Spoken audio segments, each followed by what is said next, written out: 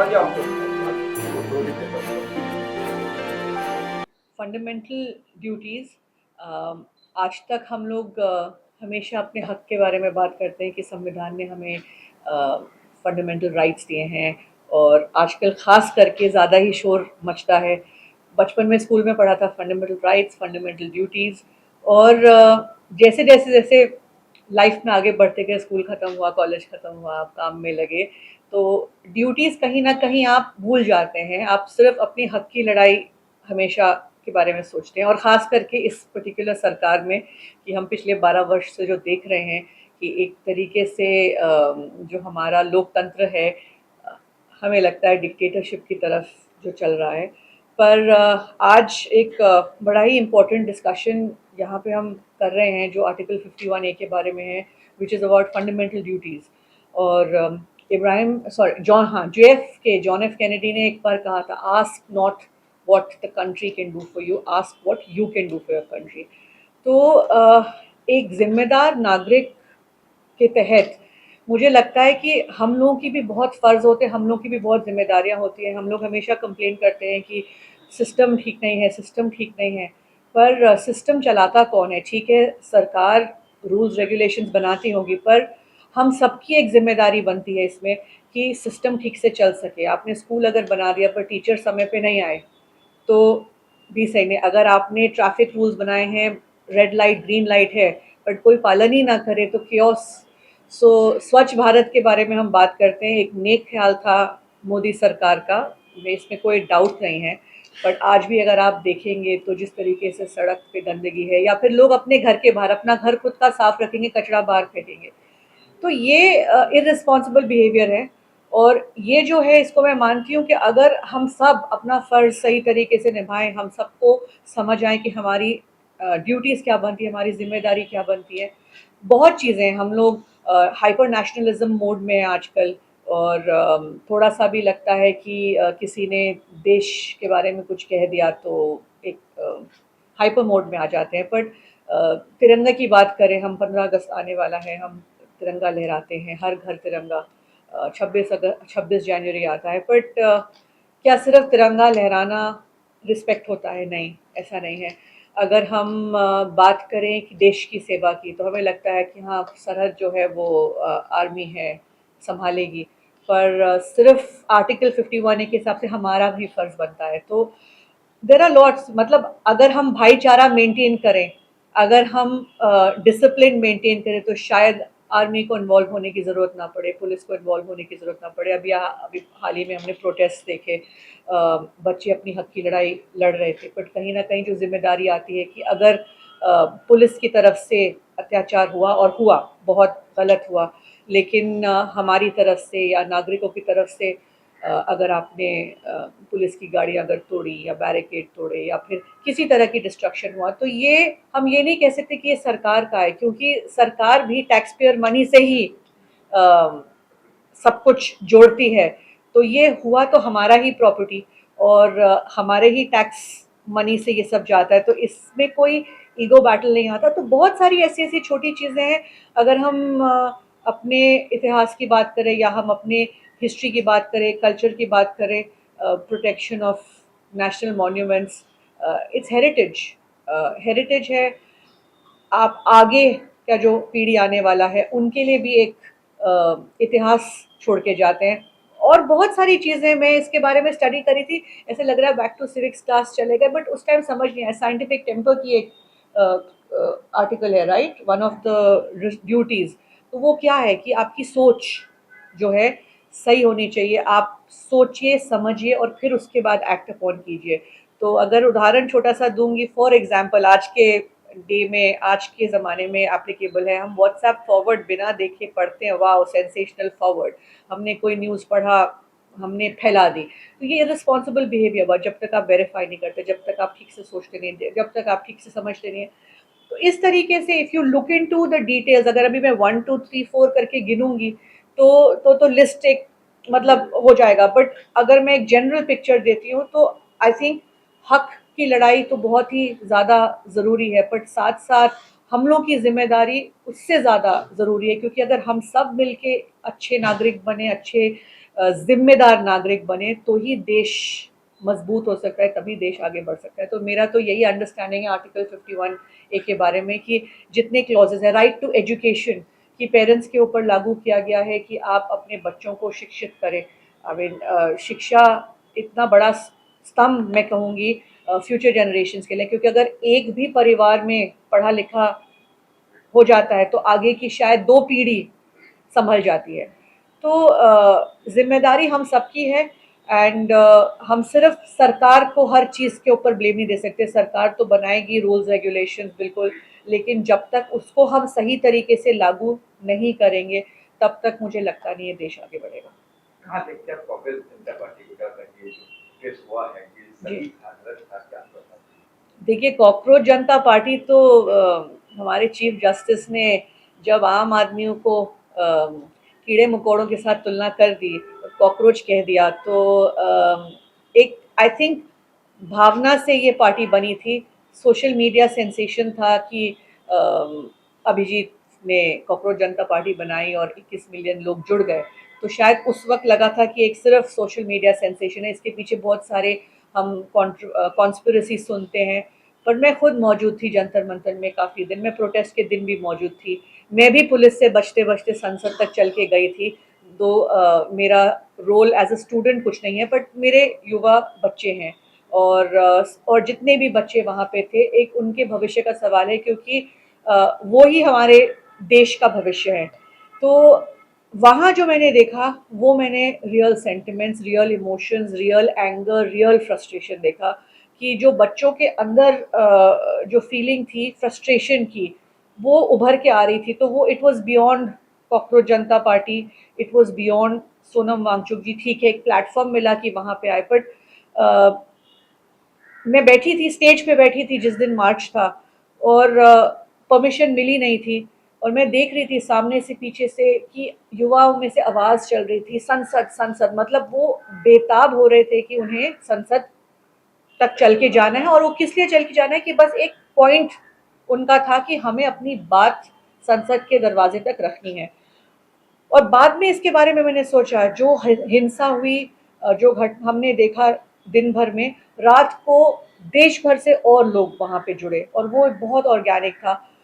जो मुझे समझ आया, ये जो बच्चे हैं ये शायद 10-12 वर्ष पहले जब ये सरकार आई थी तो इनके माँ बाप या इनके दादा नाना, इन लोगों ने सरकार को इतनी भारी बहुमत से 3 टर्म से जिताया।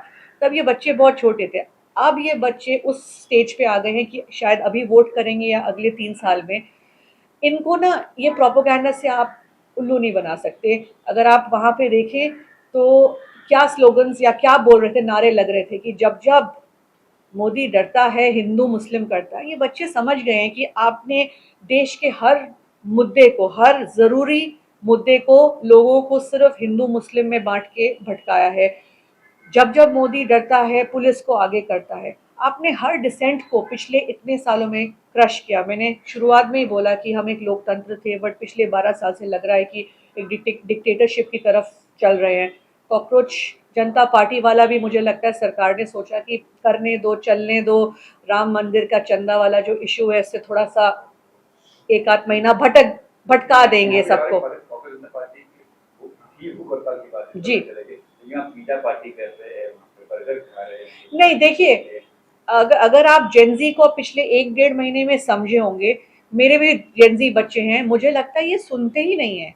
लेकिन एक बात समझनी होगी, हम लोग जब बड़े हो रहे थे, आप भी शायद मानेंगे अजय जी, हम लोगों को सिखाया गया था कि अथॉरिटी हमेशा सही है। हम लोगों को लगता था कि हमारे माँ-बाप ने अगर कुछ कह दिया तो पत्थर की लकीर है, parents can never be wrong. हमें ये नहीं पता था कि वो भी इंसान है, गलतियाँ कर सकते हैं, या अगर कोई अथॉरिटी है तो अथॉरिटी से भी गलती हो सकती है, क्योंकि एंड ऑफ द डे सब इंसान हैं, गलतियाँ सबसे होती हैं। ये जो जनरेशन है, ये इंटरनेट जनरेशन है, इनको अगर आज आप कहेंगे भी कोई चीज़, ये 1 सेकंड में फैक्ट वेरीफाई करते हैं, इनके पास गूगल है, इनके पास एक्सेस है। तो ये वहीं के वहीं हमें टोक देंगे कि ये इन्फॉर्मेशन गलत है। मेरे बच्चे मुझे कहते हैं, आप कुछ भी देखकर फॉरवर्ड करते हो, आप कभी सोचते हो कि सही है कि बकवास, मतलब हर चीज़ को आपको लगता है ये सही है। We are victims to it. क्योंकि हमारी जनरेशन शायद पढ़ी है लाइब्रेरी जाकर किताबें ढूंढ ढूंढ कर, लेकिन ये जनरेशन के पास चैट जीपीटी, मतलब एक सेकंड में आपको इन्फॉर्मेशन फिंगर टिप पे मिलती है। तो इनको पता है अथॉरिटी को क्वेश्चन कैसे करना, ये ब्लाइंडली नहीं बिलीव करते। तो इसको हम बदतमीजी ना समझें, इसको इसको हम नई पीढ़ी समझे जो एक अलग दुनिया में बड़ी हुई है। 10 साल पहले की दुनिया अलग थी। अगर हम सोशल मीडिया की भी बात करें तो मोदी जी ट्विटर और फेसबुक पे राइड करके ही आए थे, तब तक हम लोग सब शायद इसके बारे में समझे भी नहीं थे। व्हाट्सएप फॉरवर्ड का ज़माना है। अब इंस्टाग्राम रील्स जो है इस पे इंफॉर्मेशन चल रही है, तभी तो शायद रात को 12 बजे मोदी जी को मतलब सेल्फी मोड में आके इंस्टाग्राम की रील बनानी पड़ी। तो कहीं ना कहीं हिल गए हैं और कोशिश कर रहे हैं कि इन लोगों से इनकी भाषा में बात करें, क्योंकि ये जो जनरेशन है अगले 3 साल में जब फिर से चुनाव होंगे 30% वोटर्स जेन जी के होने वाले हैं और इट्स अ बिग चंक। तो आप इनको इग्नोर नहीं कर सकता। आज मुझे भी अगर सोचना पड़े तो मुझे उनके हिसाब से सोच के ही कुछ फर्दर प्लानिंग करनी चाहिए, उसी तरीके से उनकी लैंग्वेज में आपको बात करना पड़ेगा। लैंग्वेज ये गाली देते प्राइम मिनिस्टर को। देखिए मां तक देखिए संसद में बैठ के जिस तरह की भाषा का इस्तेमाल होता है, चुनाव के मंच पे जिस तरह की भाषा का इस्तेमाल होता है, मैं यहाँ पे पूरी इज्जत से लेकिन फिर भी कहूँगी कि जिस तरह की भाषा प्रधानमंत्री जी ने कितनी बार इस्तेमाल किया है महिलाओं के प्रति, या फिर जो प्रोपेगेंडा इस्तेमाल होता है, और उन्होंने कहा कि बच्चों को अपने माँ बाप से सीखना चाहिए। मैं फिर कहूँगी यही माँ बाप हैं जिन्होंने सरकार को इतनी भारी बहुमत में चुना है, यही माँ बाप है जिनको शायद ये भाषा पसंद आई है। तो आप बच्चों पे ब्लेम नहीं डाल सकते। और जो गाली गलौज की आपने बात करी, पूरी आलोचना है, मैं इसमें बिल्कुल यकीन नहीं रखती हूँ। आई थिंक लैंग्वेज की कल्चर की एक मर्यादा होनी चाहिए, पर शायद ये फ्रस्ट्रेशन है क्या है, मैं इसको जस्टिफाई किसी भी एंगल से नहीं कर सकती हूँ। मैं बिल्कुल कहूँगी कि प्रधानमंत्री जी ने सही कहा, बट मैं साथ साथ ये भी कहना चाहूँगी कि अगर बच्चों को अपनी भाषा संभालनी चाहिए तो लीड बाय एग्जाम्पल। आपके यहाँ पे जो लोग हैं आपके बड़े हैं, आई थिंक एग्जाम्पल से लीड करेंगे तो शायद ये बच्चे भी कुछ अच्छा ही सीखेंगे। कल ही मैंने सुना कि कल दूसरे ने अपने घर पे कॉन्फ्रेंस रखी थी, मीडिया वाले भी थे और उनके कुछ लोग भी थे। जी उन्होंने कहा हम पार्टी नहीं बनाएंगे, जी हम लोग लड़ेंगे नहीं। जी कल तक ये पार्टी बनानी चाहिए, यूथ है उनको आना चाहिए।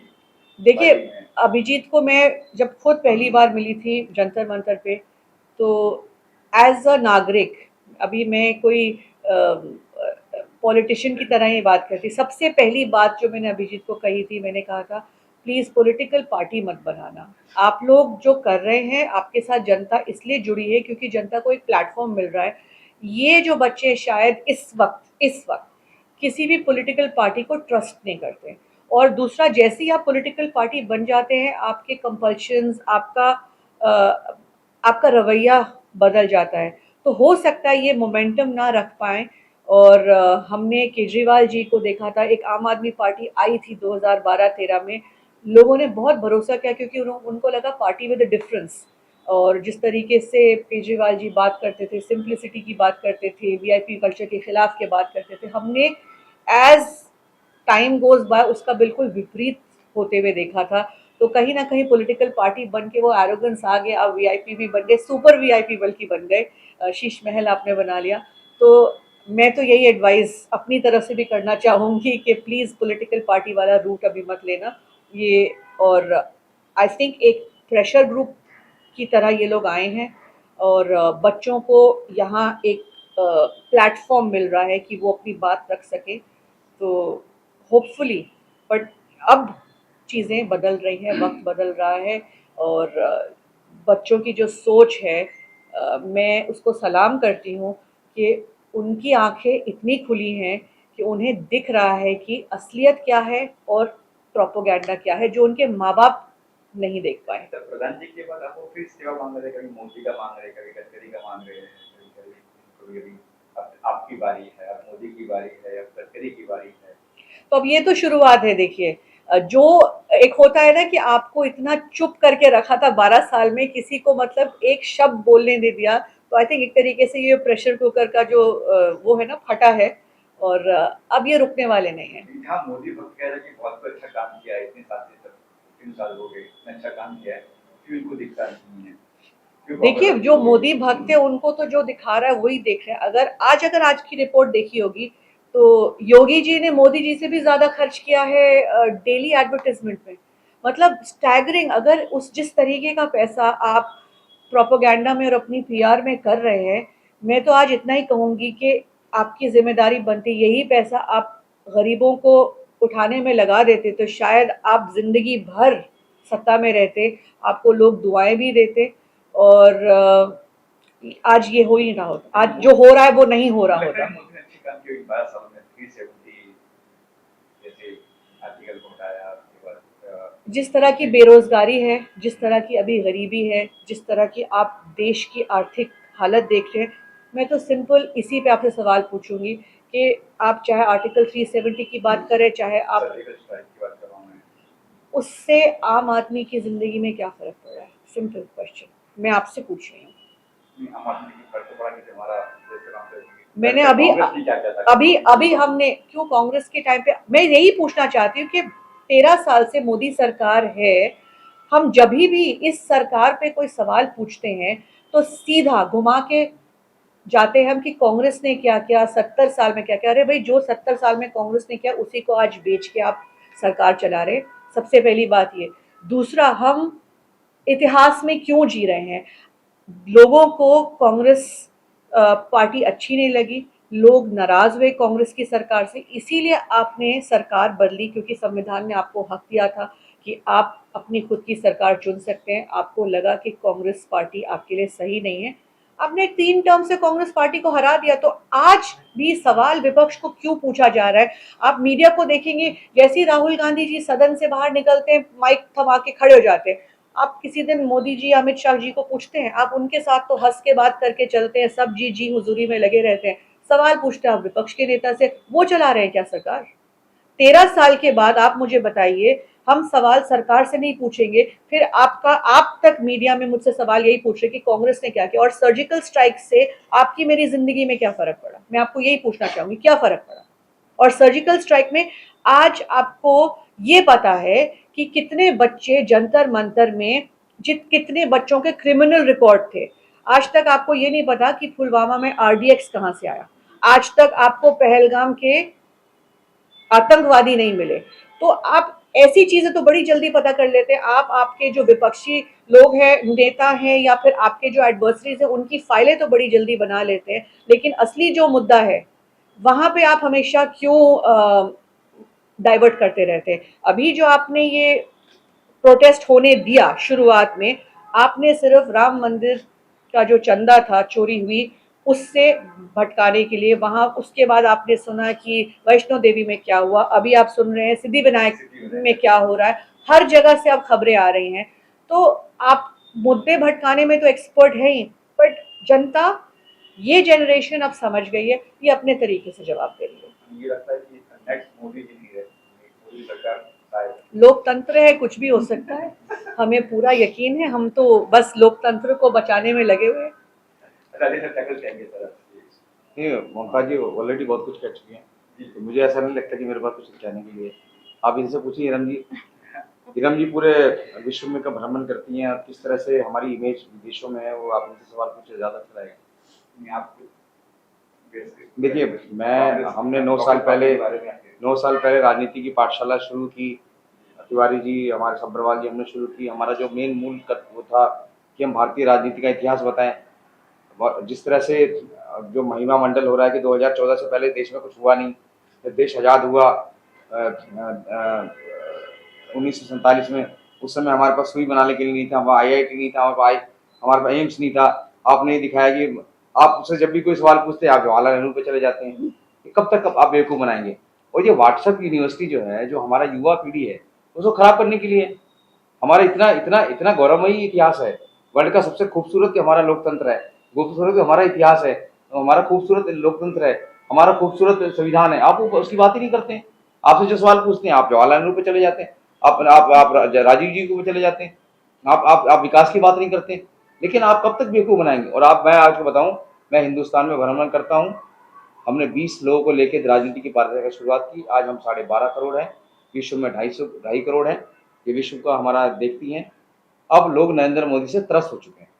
नरेंद्र मोदी जी ने 12 साल बहुत अच्छा काम किया, हम उनके काम की अप्रिशिएट करते हैं। कभी कभी राहुल जी ने, कभी सोनिया जी ने, कभी प्रियंका जी ने, कभी गांधी परिवार ने नरेंद्र मोदी जी के खिलाफ कभी कुछ नहीं बोला।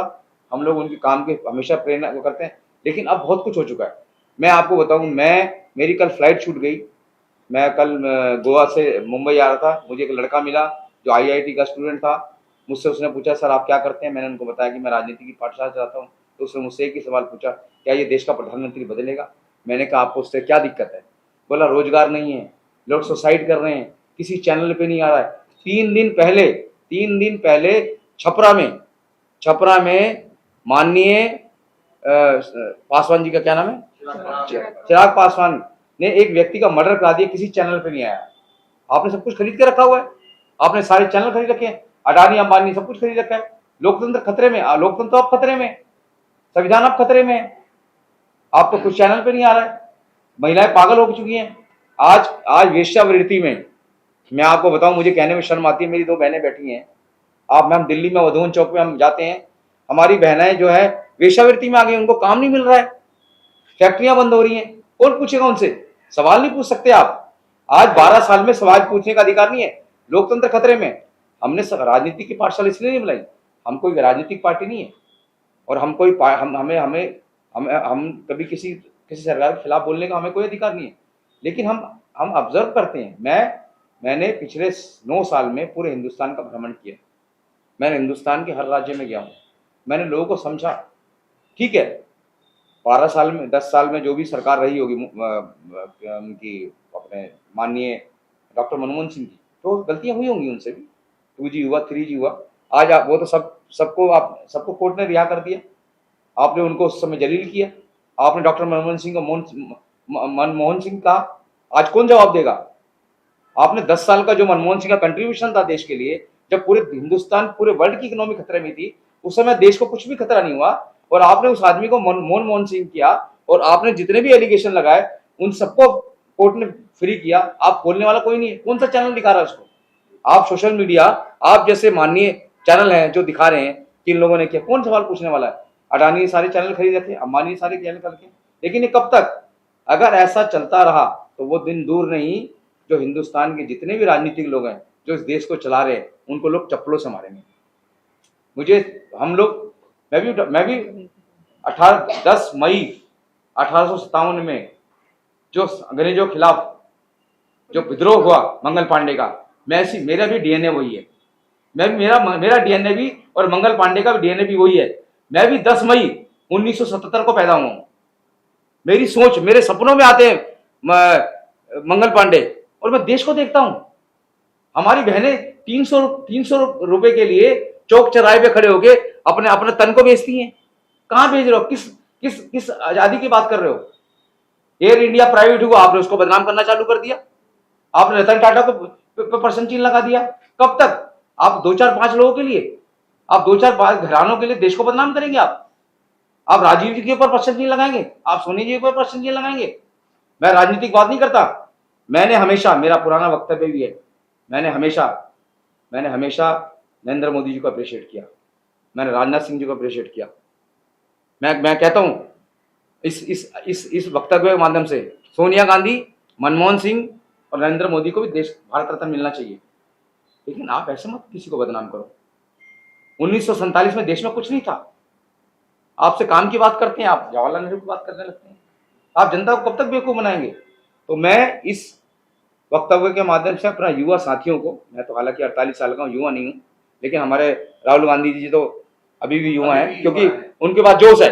आपने हजारों करोड़, लाखों करोड़ खर्च करके जिस व्यक्ति को पप्पू बनाया, उस व्यक्ति ने, आपने क्या कहा? आपने कहा कि वो चांदी की चम्मच लेके पैदा हुए हैं, आपने ये कहा कि वो सोने की चम्मच लेके पैदा हुए हैं। उस व्यक्ति ने पूरे हिंदुस्तान में पैदल घूम के दिखा दिया कि वो आम आदमी का नेता है, वो युवा का नेता है, वो अहमद पटेल के दिखाए हुए रास्ते पे चलने वाला नेता है। हम अहमद पटेल जी को अप्रिशिएट करते हैं। वो व्यक्ति जिसने देश चलाया, कभी सुरक्षा नहीं ली। जिस व्यक्ति ने सरकार चलाई, कभी मंत्री नहीं बना। हमारे आइडियल हैं, हम उसी अहमद पटेल को सोच के चलते हैं। हमने हमारी राजनीति की पाठशाला के संरक्षक जो ये मुमताज जी ऐसे नहीं है, हम उस सोच के चलने वाले हैं। हम गांधीवादी हैं, हम अहिंसा पे चलने वाले नहीं है, हम लोग सोच पे चलने वाले हैं। मोदी के तो गांधीवादी, ये कहां से गांधीवादी की बात है? माफ कर दिया मैंने। आपने शराबबंदी की, सबसे ज्यादा शराब गुजरात में बिकती है, वहां पे तो मोबाइल के ऊपर शराब आती है, वहां फ्री होम डिलीवरी है। मैं 4 साल पहले गया राजकोट में, मैं अब ये बात कहना चाहता हूँ, 4 साल पहले गया मैं, और मेरे को घंटी मारी किसी ने, पुलिस वाला मुझे बोतल लेके आया। अरे मैंने कहा मुझे फंसाएगा, तो मैंने अपने एक दोस्त को बोला, मैंने आपके लिए, मैंने मुझे नहीं चाहिए भाई। तो ये जो है अहिंसा के नाम पर अब हिंसा बंद कर दो, गांधी के नाम पे लोगों को बेवकूफ बना बंद कर दो, जवाहरलाल नेहरू पे लोगों को बेवकूफ बना बंद कर दो। और मैं माननीय नरेंद्र मोदी जी को ये कहना चाहूंगा, इस वक्त के मानने से हम राजनीति की पाठशाला चला रहे हैं। हमने 20 लोगों से शुरू किए थे, आज 12-15 करोड़ हम लोग बन चुके हैं। मोदी जी आप बहुत अच्छे आदमी हो, आपने बहुत अच्छा गुजरात चलाया, आप देश भी बहुत अच्छा चला रहे हो, लेकिन युवाओं को भ्रमित मत करो। आने वाला युवा आपसे सवाल पूछेगा, इतिहास आपसे सवाल पूछेगा कि आपने गांधी को बदनाम किया, आपने राजीव गांधी को बदनाम किया, आपने जवाहरलाल नेहरू को बदनाम किया, आपने मनमोहन सिंह जी को, आपने इनको 2G में 3G में 4G में फंसाया, उनको कोर्ट ने बरी कर दिया, उसमें आप जवाब दे सकते हो क्या? तो मेरा देश के प्रधानमंत्री से निवेदन है कि आपने हमारा बहुत अच्छा काम किया, विश्व में आज हमारा बड़ा नाम है, उसको ऐसे बनाए रखें और विपक्ष को अपने परिवार की तरह समझें। कभी जो मोदी सरकार ने हस्ती है तो कांग्रेस पे चेहरा कौन सा है जो कायम? आने वाले टाइम में देश का नेतृत्व राहुल गांधी करेंगे। युवा राहुल गांधी को अपना नेता मान चुका है। मैं बसों में, डीटीसी की बस में, रोडवेज में, फ्लाइट में, ऑटो में, रिक्शे में ट्रैवल करता हूं। आज का युवा समझ चुका है कि आप ज़्यादा दिन उनको बेवकूफ़ नहीं बना सकते। आने वाले टाइम में देश का नेतृत्व राहुल गांधी करेंगे और राहुल गांधी को देश का दर्द पता है, राहुल गांधी को रेस के रिक्शे वाले का दर्द पता है। राहुल गांधी ने क्या आज तक, बताओ, मैं पर्सनली कभी अटैक किया क्या हमारे देश के प्रधानमंत्री के ऊपर? क्या भी पर्सनली अटैक किया कि देश के हमारे गृह मंत्री पर, कभी राजनाथ सिंह के पर किया हो, और कभी नितिन गडकरी? हमेशा तारीफ की, क्योंकि उनके संस्कार में नहीं है, गांधी परिवार के संस्कार में और अहमद पटेल के परिवार के संस्कार में नहीं कि वो किसी की बुराई करें। उन्होंने सीखा है। अगर ये परिवार गलत होता तो आज नरेंद्र मोदी देश के प्रधानमंत्री नहीं होते, वो जेल में होते, आज अमित शाह जेल में होते। इन लोगों ने न्याय किया, इन्होंने जस्टिस किया। आपको पता है जेल, पूरी ट्रेन जला दी गई, सारी बातों में मैं नहीं जाना चाहता, क्योंकि उस समय मैं गोधरा, मैं उसमें नहीं जाना चाहता, क्योंकि मेरे को उसके बारे में नहीं मालूम है, और जिसके बारे में मुझे मालूम है उससे चर्चा नहीं करता। लेकिन अगर कांग्रेस गलत होती तो आज देश का प्रधानमंत्री कभी नरेंद्र मोदी जी नहीं बनते, ना अमित शाह देश के गृह मंत्री बनते। तो ये कांग्रेस पार्टी है, न्याय करने वाली पार्टी है। ये अहमद पटेल की पार्टी है, ये डॉक्टर मनमोहन सिंह की पार्टी है, ये लाल बहादुर शास्त्री की पार्टी है, ये सरदार पटेल की पार्टी है। ये लोग वो लोग हैं जो न्याय करने वाले हैं। अहमद पटेल जी को मैंने व्यक्तिगत तौर पे देखा है, आपने भी बोला, सबरवाजी ने भी बात करी, किस व्यक्ति ने देश चलाया, वो 80,000 और 90,000 रुपए की स्कीम में चल रहा है, उसके अंदर सादगी देखो। और उन्होंने हर आदमी को सिखाया। मैं भी जो युवा था, हमारे अंदर भी हमें लोगों ने कहा हमें मिलवा दो, 5 लाख मिलेंगे, 10 लाख मिलेंगे। उन्होंने मुझे कहा बेटा पैसे की जरूरत है हमसे मांग लेना, लेकिन मेरे नाम पे पैसा मत मांगना। तो वो संस्कार कांग्रेस के अंदर है। आज आप देखो भारतीय जनता पार्टी के लोग झंडा लगा के क्या क्या करते हैं सड़कों के ऊपर, ट्रैफिक वायलेंस करते हैं, क्या करते हैं? आपने किसी कांग्रेसी को देखा क्या करते हुए? क्योंकि हमारे संस्कारों में नहीं है सब। आपने कहा युवा समझ चुकी है और अगला प्रधानमंत्री नहीं, अगला प्रधानमंत्री राहुल गांधी। हाँ, मोदी जी का चश्मा जिन्होंने पहना है वो कब समझे? वो तो राष्ट्रपति बनने जा रहे हैं मोदी जी अगले साल। मोदी जी को केसों से बचना है, मोदी जी को सवालों से बचना है। 12 साल में एक प्रेस कॉन्फ्रेंस नहीं की उन्होंने, तो उनको वो राष्ट्रपति बनेंगे, शांत हो जाएंगे, उनसे कोई सवाल नहीं पूछेगा, क्योंकि उनके पास सवालों के जवाब नहीं है। हिंदू मुस्लिम कब तक चलेगा?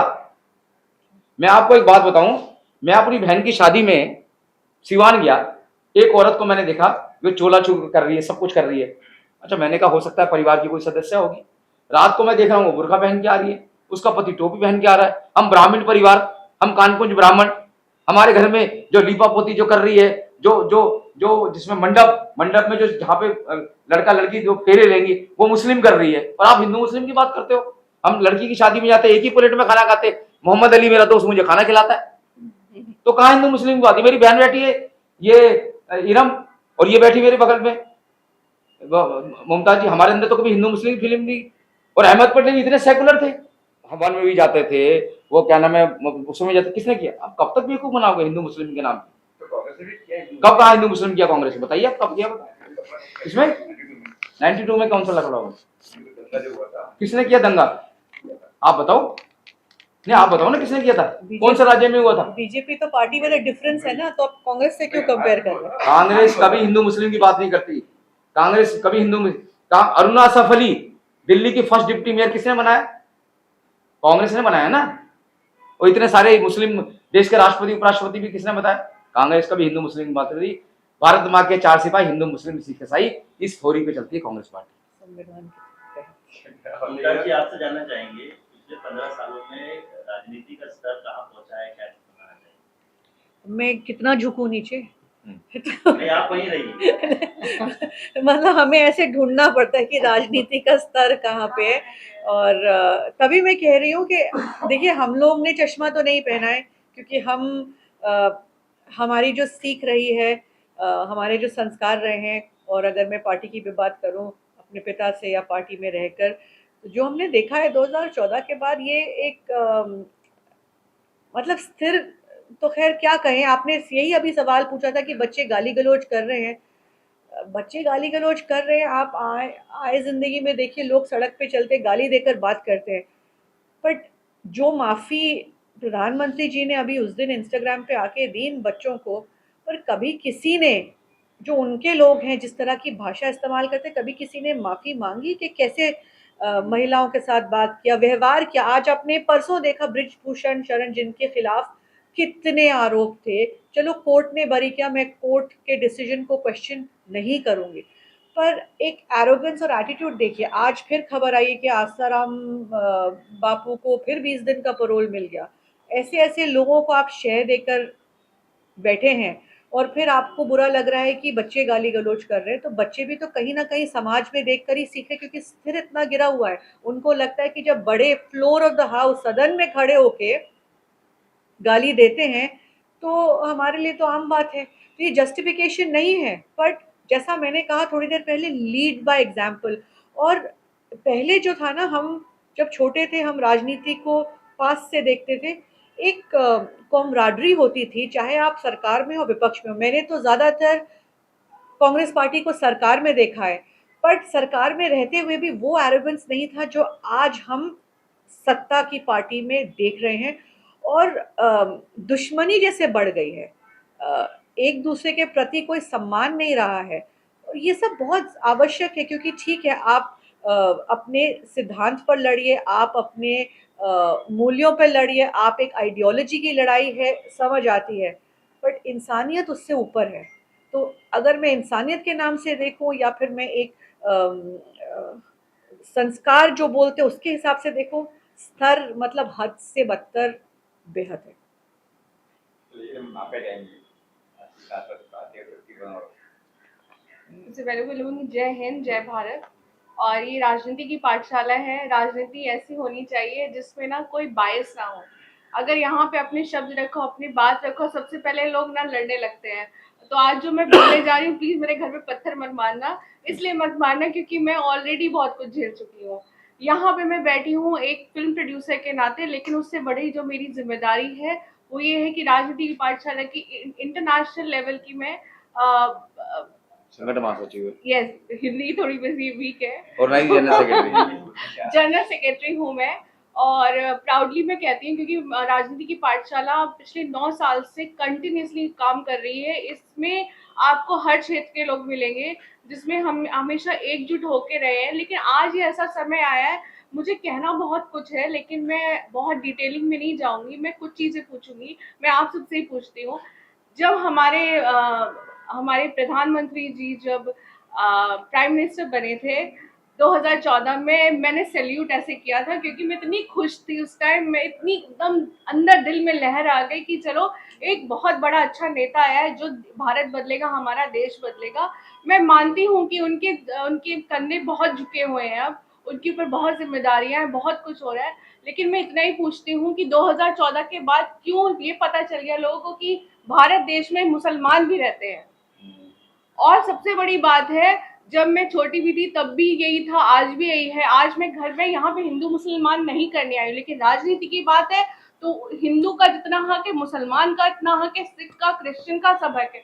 हमारे वंदे मातरम, हमारा जो नेशनल एंथम है, उसमें भी बोला गया है।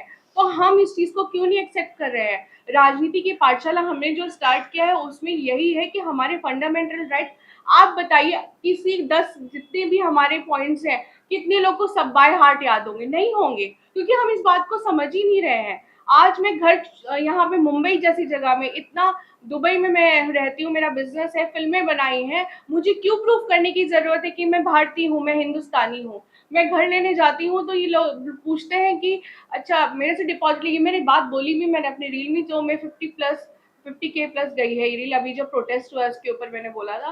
क्यों मुझसे डिपॉजिट लेने के बाद ये कह के वापस कहा गया, अच्छा आप मुसलमान है, सॉरी। क्या कर लूंगी मैं? क्या मैं बम बना लूंगी घर में? क्या कर लूंगी? हम भारतीय हैं, प्लीज हमें एक्सेप्ट करिए। राजनीति में हमारा पूरा हक है, इस भारत देश में हमारा पूरा हक है। और जो हो रहा है वो अच्छा नहीं हो रहा है।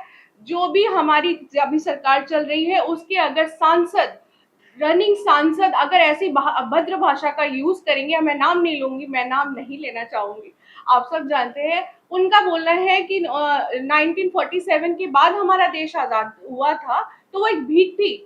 शर्म आनी चाहिए आपको, क्योंकि 2014 के बाद उनको लगता है देश आजाद हुआ है। कैसे आप बोल सकती हैं? क्या हमारे भगत सिंह थे जो इतनी बड़ी, जिन्होंने कुर्बानी दी है, जितने हमारे वीर परम लोग थे, उनकी क्या ये सब भीख थी? उन्होंने भीख दी है? महात्मा गांधी जी आके इन्होंने इतना बड़ा, मतलब हमें इतना बड़ी आजादी लड़ाई लड़ी, सब भीख थी?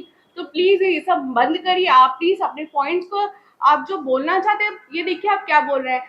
हिंदुस्तान को, हमारे भारत को अच्छा बनाने की कोशिश करें। मैं हमारे प्रधानमंत्री से फिर से गुजारिश करूंगी, प्लीज ये सब छोड़कर प्लीज हमारे भारत में जो चल रहा है उसके प्रॉब्लम को समझिए। आसाम में जो हो रहा है, कहाँ उठाया गया है प्रॉब्लम? मणिपुर में भी हो रहा है। और इससे पहले जो हमारे प्रोफेसर जो थे, जो इन्होंने 106 दिन का जो इन्होंने उपवास रखा, तो मर गए, वो चले गए, कोई मीडिया ने कवर नहीं किया। बाद में पता चला, इसलिए मैंने बोला, इसलिए मैंने इस रील को बनाया कि जो प्रोटेस्ट चल रहा था, वो सोनम वांगचुक उस पर बैठे थे। अगर कोई जितनी भी हमारी जनता है, जितनी भी भारत की जनसंख्या, उसके हिसाब से अगर मैं यहाँ मीडिया के सामने आके बात बोल रही हूँ, तो मुझे पता है कि मेरी बात सही है। तो अगर ये इतना बड़ा अनशन कर रहे हैं, तो उनको पता है कि उनको जवाबदेही हो, पागल नहीं है कि अनशन कर रहे हैं। और हमारी भारत सरकार इतनी लेट हो गई, चलो अच्छा है, उन्होंने धर्मेंद्र प्रधान जी ने इस्तीफा दिया, लेकिन उससे सब कुछ शांत नहीं हो गया है। प्लीज इसको एक्सेप्ट करिए, और प्लीज हमारे भारत देश को हिंदू मुसलमान से के मैटर से आजाद करिए। इस पे सिर्फ फोकस करिए कि हमारे भारत देश को आगे बढ़ाना है। धन्यवाद। ठीक है, चलो, बहुत बहुत शुक्रिया भाई, बहुत बहुत शुक्रिया।